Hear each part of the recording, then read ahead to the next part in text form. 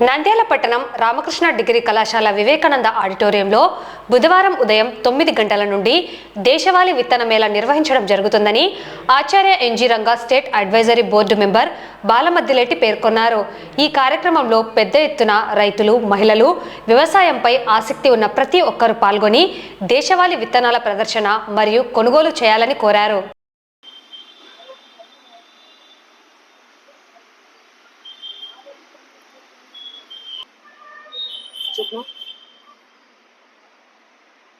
అందరికీ నమస్కారం. నా పేరు కె బాలమద్దిలేటి. నేను స్టేట్ అడ్వైజర్ బోర్డు మెంబర్ ఆచార్య ఎన్జీ రంగా.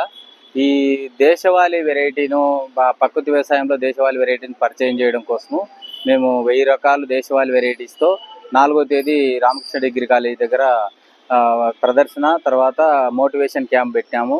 రైతులు అందరూ ఎక్కువ మంది పాల్గొనాలని తెలియజేస్తున్నాము. ఒకప్పుడు మేము ఏదైనా విత్తనాలు పూర్వ విత్తనాలు చూడాలంటే తమిళనాడు, కేరళ పోవాల్సిన పరిస్థితి వచ్చిందే. ఇప్పుడిప్పుడే తెలంగాణలో ఈ దేశవాళీ ఫెస్టివల్స్ చేస్తున్నారు.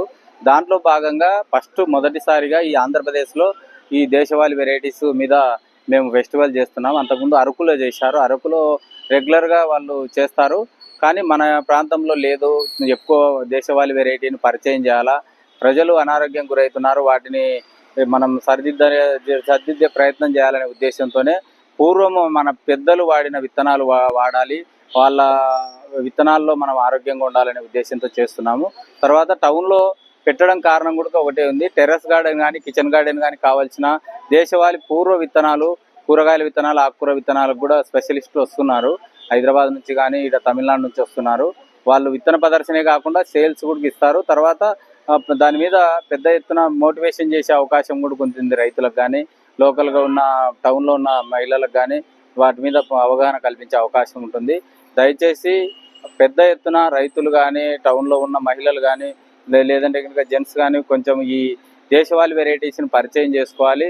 తర్వాత ఆకుకూరలు, కూరగాయల విత్తనాలు కొనుగోలు కూడా ఉంటుంది. అందరూ ఈ అవకాశాన్ని వినియోగించుకోవాలి అని తెలియజేస్తున్నాను. నా పేరు రాఘవేంద్ర. నేను వచ్చేసి గోస్పాడు చిరుధాన్యాల రైతు ఉత్పత్తిదారుల సంఘం కంపెనీ లిమిటెడ్ అధ్యక్షుడిని, డైరెక్టర్గా ఉన్నాను.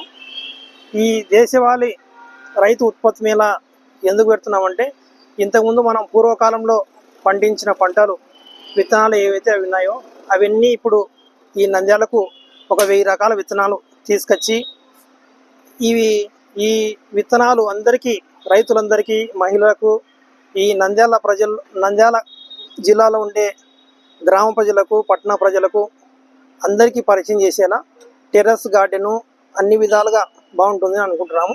తర్వాత వచ్చేసి మా సంస్థ వచ్చేసి Gospadu millets fed farmers company limited. ఇందులో మా కంపెనీలో సిరుధాన్యాలు దొరుకుతాయి. సిరుధాన్యాలలో సిరిధాన్యాలు, అరికలు, సామలు, ఊదలు, కొర్రలు, అండుకొర్రలు, ఇవి ముఖ్యంగా 5 రకాలు ఉంటాయి. ఇవి ప్రజలు తినడం వల్ల మంచి ఆరోగ్యంగా ఉంటారు.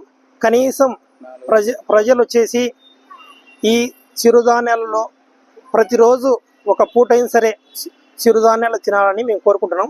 తర్వాత రెండో పూటగా దేశవాళీ విత్తనం, దేశవాళీ బియ్యం, అంటే దేశవాళీ బియ్యంలో నాకు తెలిసిన రకాల్లో చిట్టుముత్యాలు, కుజు పటాలియా, ఇంకా అనేక రకాలు, బ్లాక్ రైస్, రెడ్ రైస్, కొన్ని రకాలు ఉన్నాయి. అవి కూడా ఇంకొక పూట తినాలని అనుకుంటున్నాం. తర్వాత నెక్స్ట్ వచ్చేసి రేపటి దినం 4వ తారీఖున రామకృష్ణ డిగ్రీ కాలేజ్ దగ్గర మేము వచ్చేసి రైతు ఉత్పత్తిదారుల సంఘం ఆధ్వర్యంలో, గోస్పాడు చిరుధాన్యాల రైతు ఉత్పత్తిదారుల సంఘం ఆధ్వర్యంలో దేశీ విత్తన మేళా జరుగుతున్నది. ఇందులో 1000 రకాల విత్తనాలు ప్రదర్శించడం జరుగుతుంది.